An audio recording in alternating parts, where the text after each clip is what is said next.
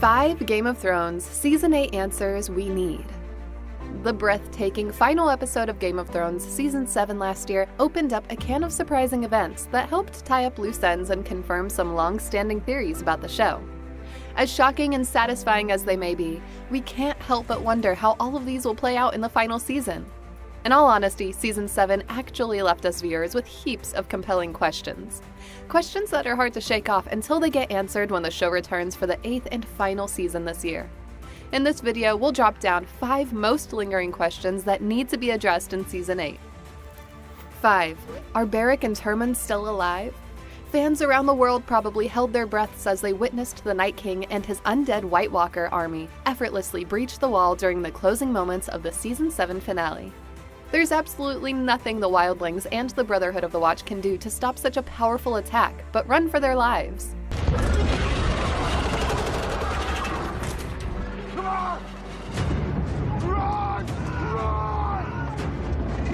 It wasn't shown exactly whether these 2 fan-favorite characters were able to make it alive past the crashing section of the wall.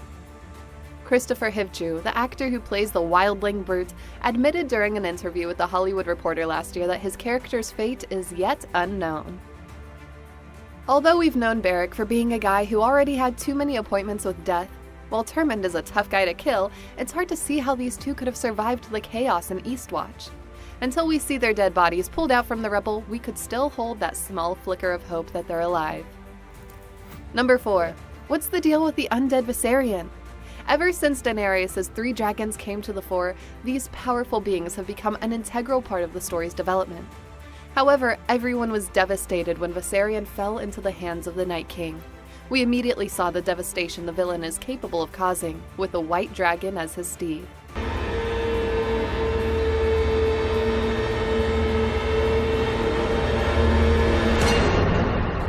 It's safe to say that it was the undead Viserion who had single-handedly brought down the wall with a steady blast of blue flames. But how exactly this happened when ice dragons, according to George R.R. Martin's A Song of Ice and Fire book series, are supposed to breathe cold rather than fire? Director Jeremy Podeswa did try to explain to a Game of Thrones fan site that fire, regardless of their manifestations of color and form, is still fire. Did the show knowingly commit a mistake here just to progress the plot? Or did Podeswa's explanation make sense? Tell us in the comments. Number 3. Is there any truth to Cersei's pregnancy claims? Fans, especially those who know their materials by heart, are often unforgiving towards these theories suggesting Cersei's pregnancy. It's hard to convince the audience when it was clearly said in Maggie the Frog's prophecy that Cersei would only have 3 children. All of them are dead now. Will the king and I have children? No. The king will have 20 children. And you will have 3. That doesn't make sense. With that in mind, a lot can be said about Cersei's pregnancy claims. Either she'll lose it through miscarriage, or she will be killed before giving birth. Still, there are assumptions saying that Cersei could actually be just faking it to sway Jaime. But the Kingslayer already had enough of his twin sister, Lover's, manipulation games. Learning Cersei's betrayal to the Pact made in Dragon's Pit, Jaime couldn't possibly let himself be held off once again with more lies from the Queen. Number 2. What's up with Melisandre? The last time we saw Melisandre was when she talked to Varys of her plans to go to Volantis and Essos. However, the Red Woman followed the announcement with an ominous prediction of her and Varys' fates.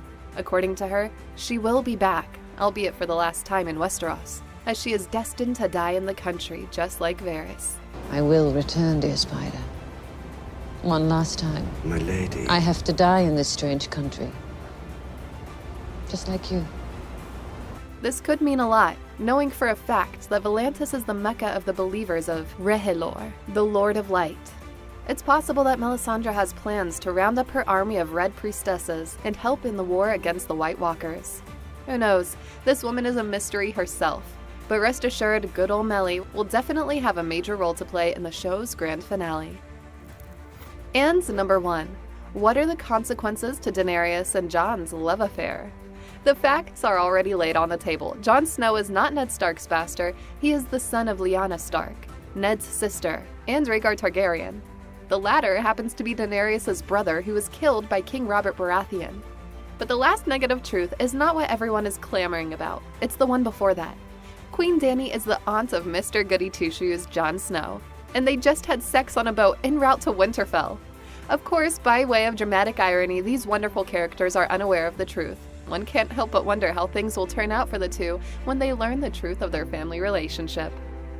Even more so, Daenerys, the woman who fought all her life to reach to the top, now has a strong rival for the Iron Throne, being that Jon is a male Targaryen. Everyone's betting that the Mother of Dragons will not react kindly to the news, and that Jon will gladly concede the title. Regardless how this all turns out, it's good to know that we have this huge tensed moment to look forward to when Game of Thrones Season 8 returns on air this April. Thanks for watching, and don't forget to hit that like button and subscribe to our channel for more videos like this.